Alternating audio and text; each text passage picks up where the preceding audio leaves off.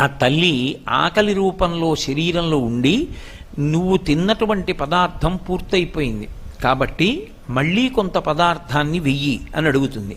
వేసిన పదార్థాన్ని జీర్ణశక్తి అంటాం. జీర్ణం చెయ్యడానికి కావలసినటువంటి శక్తిగా ఆమెయే లోపల పొటమరిస్తుంది.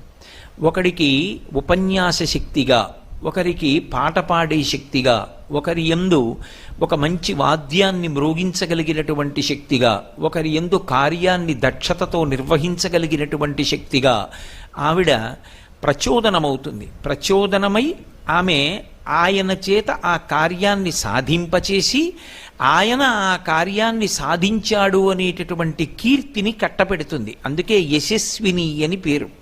ఒక వ్యక్తి ఒక విషయంలో అపారమైనటువంటి కీర్తి పొంది ఉన్నాడనుకోండి, అలా కీర్తి దేని చేత పొందుతాడు అంటే పరదేవత